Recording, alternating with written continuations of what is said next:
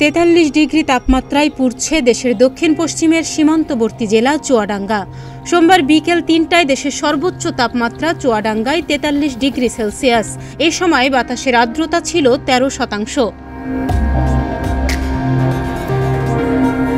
তীব্র রোদের তেজ আগুনের ফুলকির মতো, যেন মরুভূমির তাপমাত্রা।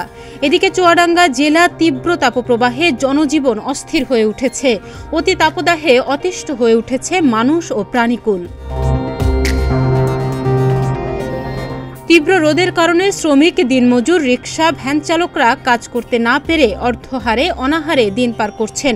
একটু প্রশান্তির খোঁজে গাছের ছায়া বা ঠান্ডা পরিবেশ খুঁজছেন স্বল্প আয়ের মানুষ। বেলা বাড়ার সঙ্গে সঙ্গে রাস্তাঘাটে লোকজনের চলাচল সীমিত হয়ে পড়ছে। আবার অনেকে জরুরি প্রয়োজনে বা জীবিকার তাগিদে প্রচণ্ড তাপপ্রবাহ উপেক্ষা করে কাজে বের হচ্ছেন। এতে করে হিট স্ট্রোকের ঝুঁকি বাড়ছে। অতিরিক্ত তাপমাত্রা, রোদে মানুষ হিমশিম খেয়ে যাচ্ছে। পশু পাখি পানি পিপাসা করতে পারতেছে না। রোদের জ্বালায় রিক্সাওয়ালা, কুলি, দিন মজুরেরা খুব কষ্টে জীবনযাপন করছে। মানুষ ঘর থেকে বাইরে বেরোতে পারছে না। আমাদের চুয়াডাঙ্গার জনমানুষের ব্যবসা প্রতিষ্ঠানগুলো খুবই অসহায় হয়ে পড়েছে। এই প্রচণ্ড গরমে কোনো কিছু ভালো লাগছে না, কোনো লোকজন নেই। আল্লাহর কাছে দোয়া করি আল্লাহ যেন একটু রহম করে। চুয়াডাঙ্গা আঞ্চলিক আবহাওয়া পর্যবেক্ষণাগারের ইনচার্জ জানান, বিকেল 3টায় এই মৌসুমের দেশের সর্বোচ্চ তাপমাত্রা রেকর্ড হয়েছে চুয়াডাঙ্গায় 43 ডিগ্রি সেলসিয়াস।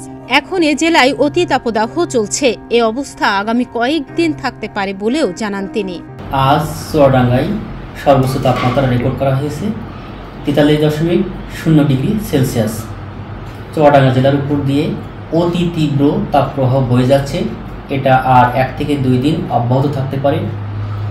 আজ চুয়াডাঙ্গা জেলায় যে তাপমাত্রা রেকর্ড করা হয়েছে এটা এই মৌসুমে চুয়াডাঙ্গার সর্বোচ্চ তাপমাত্রা এবং এটি এই মৌসুমে বাংলাদেশের সর্বোচ্চ তাপমাত্রা।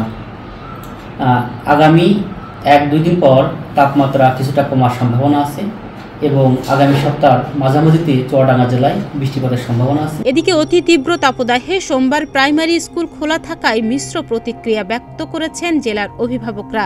যেখানে জাতিসংঘের শিশু তহবিল ইউনিসেফ চলতি তাপপ্রবাহে বাংলাদেশের শিশুদের অতি উচ্চ ঝুঁকির মধ্যে রেখেছে, সেখানে স্কুলগুলো চলমান তাপপ্রবাহ পর্যন্ত বন্ধ রাখার জন্য সরকারের অনুরোধ জানিয়েছে এ জেলার অভিভাবকরা।